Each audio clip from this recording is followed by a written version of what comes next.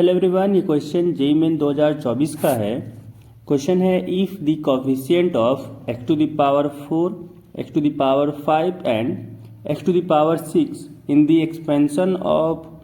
1 plus x to the power n are in the arithmetic progression, then the maximum value of n is. तो हम लोग से पूछा जा रहा है कि n का मैक्सिमम वैल्यू बताइए अगर 1 plus x to the power n का जो एक्सपेंशन है ना, उसमें जो x के power 4, x to the power 4 and x to the power 6 का जो कोफिशिएंट आएगा वो किस में होगा, वो AP में होगा। ठीक है, तो यहाँ पे अगर हम लोग इसको एक्सपेंड करें 1 plus x to the power n को अगर एक्सपेंड करें तो क्या होता है NC0 plus NC1x plus NC2x square plus NC3x cube plus dot dot dot क्या होता है NCn x to the power n। इसका मतलब देखिए यहाँ पे एक चीज़ देख रहे हैं कि जो यहाँ पे पावर हो रहा है वही यहाँ पे कोफिशिएंट लग रहा है। तो यहाँ से क्या हो जाएगा, अगर x टू द पावर 4 के लिए बात किया जाए coefficient of x to the power 4, ये NC4 हो जाएगा। सिमिलरली अगर x के पावर 5 के बारे में बात करें तो NC5 हो जाएगा and x to the power 6 के लिए बात करें तो NC6 हो जाएगा। अब यहाँ पे कहा जा रहा है कि AP में है, तो 3 टर्म अगर AP में रहता है तो क्या होता है 2B equal to A plus C होता है अगर A B C AP में हो, है ना। तो यहाँ पे NC4 NC5 NC6 AP में है और तो ये मिडिल टर्म है, यानी यहाँ से हो जाएगा 2 NC5 is equal to NC4 plus NC6। अब यहाँ से इसको एक्सपेंड करें तो क्या हो जाएगा 2 इंटू NC5 को लिख सकते हैं n factorial by 5 factorial into n minus 5 factorial, this is equal to यहाँ से n factorial by 4 factorial into n minus 4 factorial, फिर plus n factorial by 6 factorial into n minus 6 factorial. अब देख सकते हैं तीनों में के जो न्यूमरेटर में है वो n फैक्टोरियल है, तो यहाँ से ये कट जाएगा एंड बचेगा क्या, यहाँ से हम लोग का बच रहा है 2 बाय,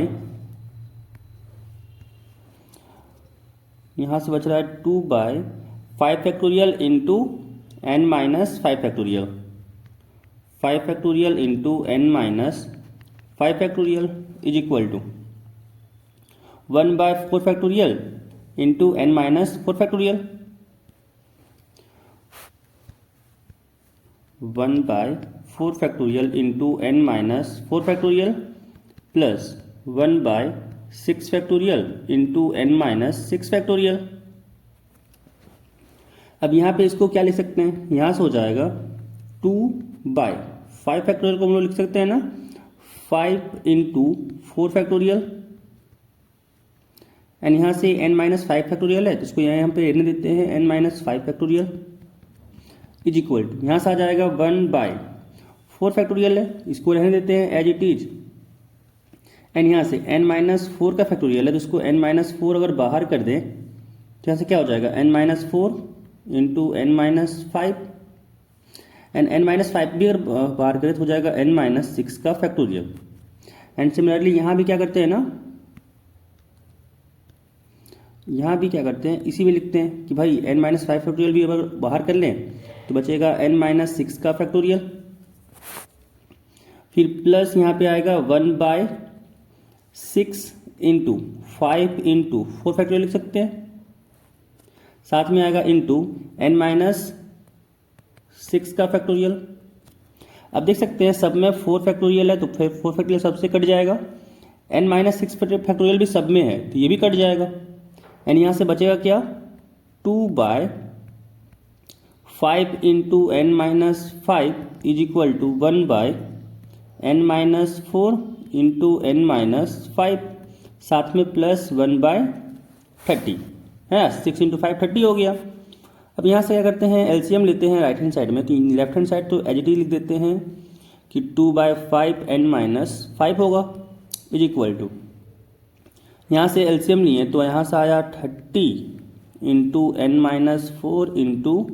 एन माइनस 5, और यहाँ से आ गया 30 plus n minus 4 into n minus 5। N minus 5 से एन माइनस 5 कट गया, एन 5 से यहाँ 30 कटा 6 टाइम्स में, तो यहाँ पे अगर क्रॉस मल्टीप्लाई करें तो यहाँ से आ गया 6 टू ज़ा 12 एन माइनस 4, यहाँ से आ गया 12 n minus 4 is equal to, यहाँ से हो गया 30 plus n minus 4 into n minus 5। अब यहाँ पे मल्टीप्लाई करते हैं तो यहाँ से हो गया 12 n minus 48 is equal to 30 plus, यहाँ पे n माइनस 4 और n माइनस 5 का मल्टीप्लिकेशन करना है, तो n और n का मल्टीप्लिकेशन हो गया n स्क्वायर माइनस n और 5 का मल्टीप्लिकेशन 5n, फिर 4 और n का multiplication minus 4n, and minus 4 और माइनस 5 का मल्टीप्लिकेशन हो गया 20। अब बाकी सबको भी राइट हैंड साइड लेके आ जाते हैं तो क्या हो जाएगा, 0 इज इक्वल टू यहाँ से जाएगा 30 plus N square minus 5n और माइनस 4n है, तो ये हो गया माइनस 9n प्लस 20, एंड बाकी सबको भी इधर लेके आ गए तो हो गया माइनस का 12n साथ में प्लस का 48, तो 0 इज इक्वल टू यहाँ से आ गया n स्क्वायर। अब यहाँ पे 9n है और यहाँ पे 12n है, दोनों को ऐड किए तो हो गया माइनस का 21n, एंड यहाँ से हो गया 30 प्लस 20 50, और 50 प्लस 48 हो गया 98, तो यहाँ से आ गया 98। अब यहाँ से इसको अगर हम लोग फैक्टर करें तो इस मिडिल टर्म स्प्लिटिंग लगाएंगे तो यहाँ से आ गया 14 एंड 7, और यहाँ पे लिख सकते हैं n square minus 14n minus 7n plus 98 equal to 0। क्या करते हैं, n कॉमन लेते हैं इन दोनों जगह से तो हो गया n माइनस 14, फिर माइनस 7 कॉमन लिए इन दोनों जगह से तो यहाँ से आ गया n माइनस 14 इक्वल टू 0, यानी यहाँ से आ गया n माइनस 14 एक फैक्टर